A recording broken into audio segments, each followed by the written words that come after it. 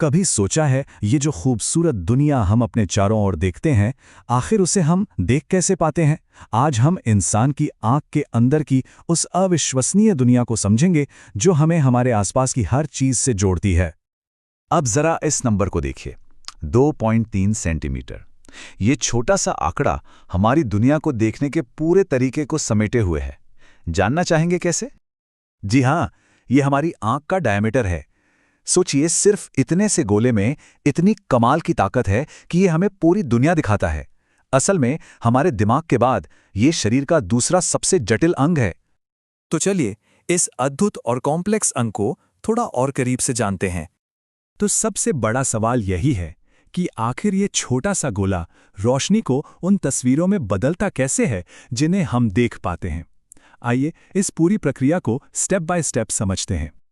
चलिए, हम भी रोशनी की एक किरण के साथ साथ आँख के अंदर का सफर तय करते हैं और देखते हैं कि कैसे वो एक तस्वीर बन जाती है। तो रोशनी का सबसे पहला पड़ाव है कॉर्निया। इसे आँख की खिड़की समझिए, जहां से लाइट अंदर आती है और यहीं से उसे फोकस करने का काम भी शुरू हो जाता है। कभी ऐसा हुआ है कि तेज धूप में बाहर निकलें और आंखें एकदम से मिंच गईं? हाँ, वो असल में आपका आइरिस ही है जो पुतली यानी उस काले छेद को छोटा करके आंख को जरूरत से ज्यादा रोशनी से बचा रहा होता है। इसके ठीक बाद आती है बारी लेंस की। बिल्कुल एक कैमरे के लेंस जैसा। इसका काम है फोकस को फाइन ट्यून करना। अपनी मोटाई बदलकर ये पास और दूर की चीजों को एकदम साफ दिखाता है। तो अब तक का रास्ता क्या रहा? रोशनी कॉर्निया से गुजरी, फिर पुतली से, और लेंस ने उसे फोकस किया, और अब वो अपनी मंजिल यानी रेटिना तक पहुंचने वाली है। तो रेटिना क्या है? समझिए, ये आंख का पर्दा है, एक मूवी स्क्रीन की तरह। जैसे प्रोजेक्टर पर्दे पर फिल्म दिखाता है ना, ठीक वैसे ही लेंस रोशनी को रेटिना पर फोकस करता है। और हाँ, एक मजेदार बात यह है कि यहाँ जो तस्वीर बनती है वो असल में उल्टी होती है। अब इस रेटिना में दो तरह के बहुत ही खास सेल्स होते हैं।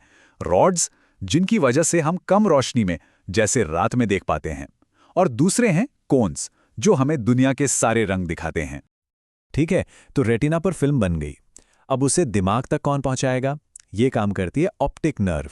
ये एक डेटा केबल की तरह है जो रेटिना से इलेक्ट्रिकल सिग्नल सीधा हमारे ब्रेन को भेजती है, और फिर हमारा ब्रेन उस उल्टी तस्वीर को सीधा करके हमें दिखाता है, जिसे हम देखना कहते हैं।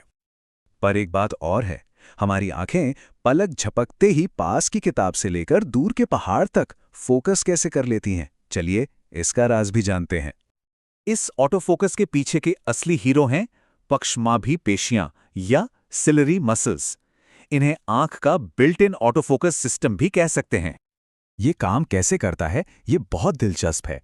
जब हम दूर की कोई चीज देखते हैं तो ये मांसपेशियां रिलैक्स हो जाती हैं और लेंस पतला हो जाता है, और जैसे ही हम पास की कोई चीज देखते हैं ये मांसपेशियां सिकुड़ती हैं और लेंस मोटा हो जाता है। सब कुछ अपने आप।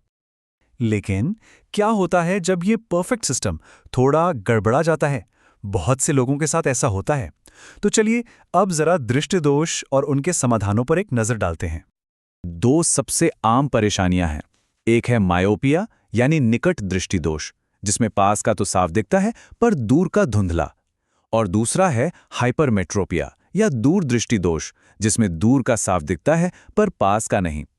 अच्छी बात यह है कि सही तरह के लेंस का इस्तेमाल करके इसे आसानी से ठीक किया जा सकता है। एक और चीज है प्रेसबायोपिया, जो अक्सर उम्र बढ़ने का एक स्वाभाविक हिस्सा है। इसमें होता यह है कि आंख के लेंस का लचीलापन कम हो जाता है, जिसकी वजह से पास की चीजों पर फोकस करना मुश्किल हो जाता है।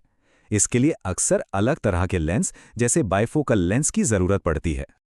तो कुल मिलाकर जो देखने का प्रोसेस है वो सिर्फ आंख का काम नहीं है।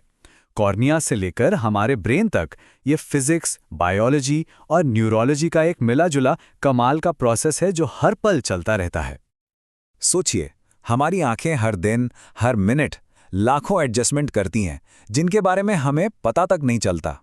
हमारे शरीर में ऐसे और न जाने कितने चमत्कार हैं, जिन्हें हम शायद नजरअंदाज कर देते हैं, है ना? तो अगली बार जब कोई अपनी आंखें खोले, तो इस कमाल के तोहफे के बारे में एक पल के लिए जरूर सोचिएगा।